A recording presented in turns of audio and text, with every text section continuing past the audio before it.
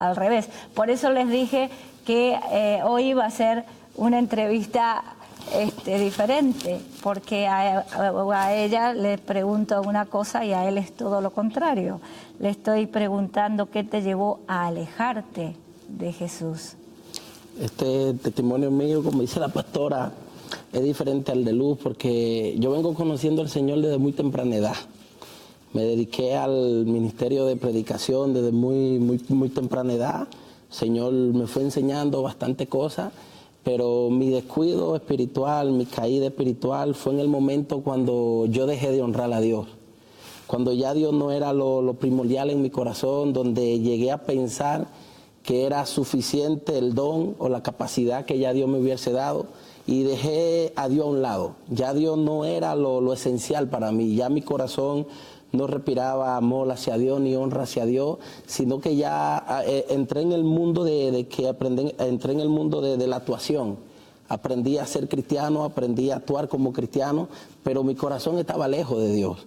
Mi corazón se fue endureciendo, se fue enfriando, donde dejé a un lado la oración, donde dejé a un lado la lectura, el ayuno. Era tan fuerte el estado donde yo estaba de enfriamiento, que ya yo no creía que era suficiente orar para darle un sermón, ya yo no creía que era suficiente ayunar para poder darle una palabra de Dios.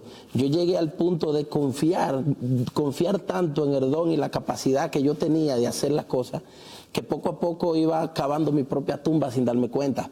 Mientras iban pasando los tiempos, empecé lo que un día era pecado, lo que yo un día predicaba como pecado, empecé a hacer parte de mi vida. Ya lo que yo un día condenaba como pecado, luego empecé a justificarlo. Empecé lo que yo condenaba a otra persona, yo lo hacía y lo justificaba.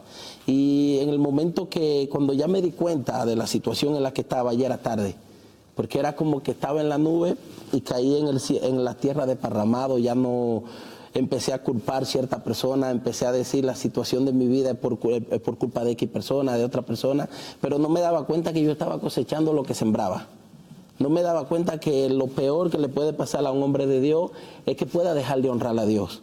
En el momento de que el corazón de un predicador, de un ministro, de un pastor deja de honrar a Dios, en ese momento te podría decir que está cavando su tumba. Y eso fue lo que a mí me pasó. Predicaba a Jesús, me encanta la predicación, pero en el momento de que mi corazón, lo único que empezaba a creer que yo era autosuficiente para hacer la obra de Dios, de que no necesitaba orar, de que no necesitaba ayunar, de que ya el don era suficiente, eso me fue matando, poco a poco, hasta en el punto que me di cuenta, pero ya era tarde. Ya estaba afuera con los amigos, tomando alcohol, ya estaba yendo a discotecas, es decir, los sitios que yo nunca en mi vida llegué a frecuentar, ya luego empecé a visitarlo. Pero gracias al Señor en esos momentos malos, Dios estuvo conmigo. Dios nunca me abandonó, su misericordia siempre me restauraba, me hablaba su espíritu, me convencía de que las cosas que yo estaba haciendo estaban mal. El mismo Señor empezaba a tratar conmigo, vuelve al redil de tu Padre, y las mismas personas en el mundo, los amigos, los colegas que me conocían, me decían, este no es tu mundo, tú tienes que volver a la iglesia. En la iglesia es donde tú te ves bien.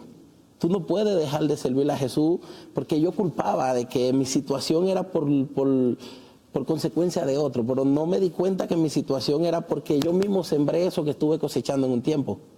Entonces, en el momento que vi la cosecha, entonces yo me asusté. Pensaba en el suicidio, porque yo siempre he dicho algo, experimentar la gloria de Dios y luego dejarla, es que uno vive un sin vivir. Uno ya no tiene paz, uno no tiene alegría, porque lo único que sustenta nuestra alma es el Señor, y si nosotros nos alejamos de Él, entonces las cosas empiezan para mal.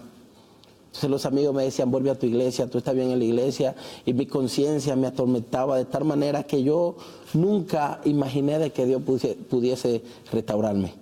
Hasta que un día, como habla la Biblia, reconocí donde caí, me arrepentí, y empecé a hacer las primeras obras que hacía desde el principio, y poco a poco el Señor fue restaurando mi vida.